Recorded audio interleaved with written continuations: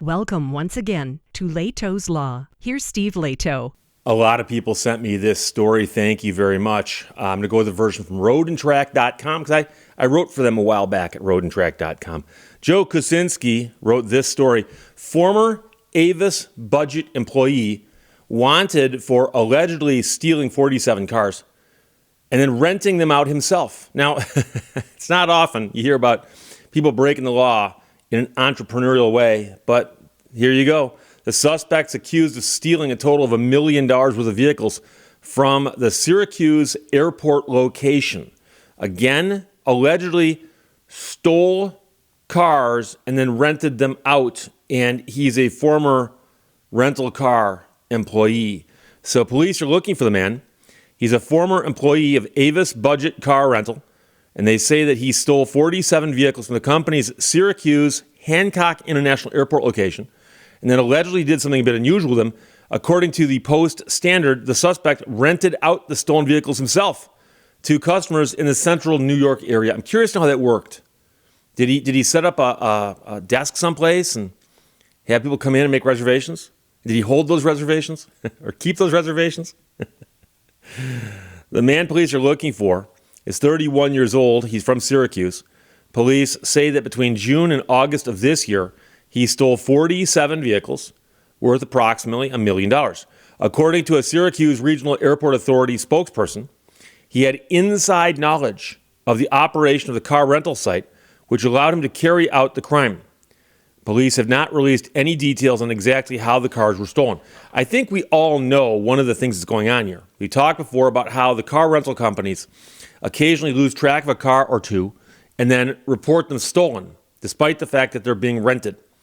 And I've talked about this before, about how can you run a business where you have things coming and going that are very, very large that you own, i.e. cars, and you lose them. And I've had people say, but Steve, think about this. Let's suppose that you're running the car rental thing at Detroit Metro Airport, very, very large, very busy airport, or Atlanta. And you've got cars coming, you got cars going, you got cars that are rented out, you got cars that are sitting there in inventory. You got somebody who's pulling onto the lot right now, someone who's driving off the lot right now. That would be confusing to keep track of all those cars. But to have 47 of them disappear, you'd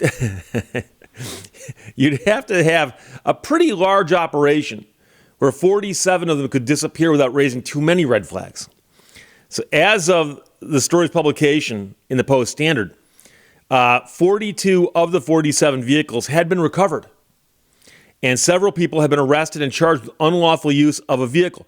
Now, the question is, did the people he rent them to know that they were stolen? Or are they charging other people who simply helped him? He is still at large.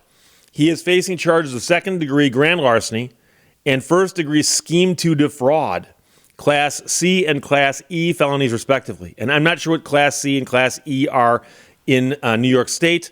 I'm assuming there's a Class D in there, as well as probably an A and a B. But police are asking for help in finding the man who allegedly opened his own illegal car rental agency with vehicles owned by his former employer. And I'm curious to know, maybe he's doing this all through one of those app-based sites where you can, it's like the Airbnb, but for cars. I've said I would never let someone rent my car that way, but if it's not really my car, I wouldn't care. If you know anything about this guy or where he might be, contact the airport police department. Vehicles being stolen from airports is not all that unusual.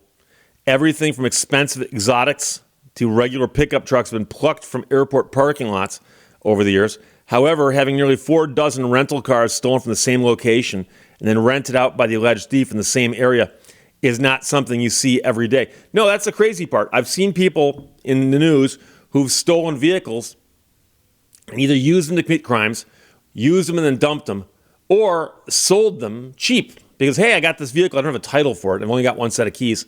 That thing. But here, the guy's renting them out. Basically, here's what I'm going to charge you. Be sure to bring that back.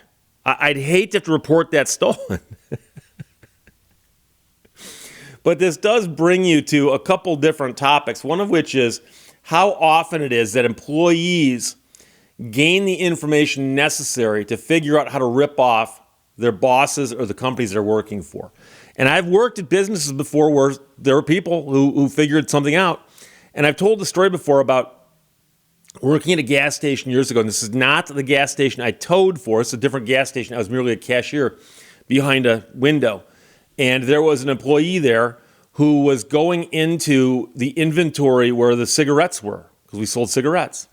And she would find a box way in the back and pull some cigarettes out of the carton and put the carton back in. Because when you were doing inventory, you simply counted the cartons. You assumed they were all full. And luckily, she got caught before anybody else got in trouble for having cigarettes disappear on their shift. And I knew somebody who worked also at a gas station, different gas station, where there was a big pile of pallets of soft drinks. And they had a special promotion going. And the promotion was that the soft drinks were like way below what you'd expect to pay for them at the local grocery store or the local 7-Eleven. And somebody figured out, it's like, same thing. Wait, guess what? When you're counting these cartons and the pallets, you can't actually see what's in the inside 3 pallets down. So all it takes is somebody to spend 5 minutes to unpack these, grab some from the middle, and put it back together again. And it's going to be difficult to prove whose shift those 6-packs disappeared on.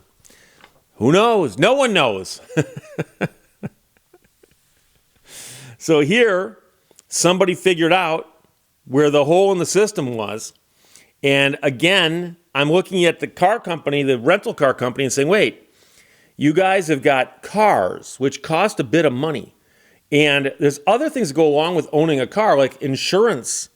So you got all this money wrapped up in a thing that you rent out to make money. And yet somebody can steal 47 of them before you actually go, wait, something's out of kilter. Something is off in the universe. What is it? Oh, we're down 47 cars. How big is their operation that it got to 47 before somebody realized it? But I'm also fascinated at the idea that the guy was renting them out because he apparently saw something in the business model he liked. Because, like I said, he could have sold them, he could have used them and dumped them, but instead he was renting them out. So the story is lean on details, but it is amusing nonetheless. So they're still looking for the guy.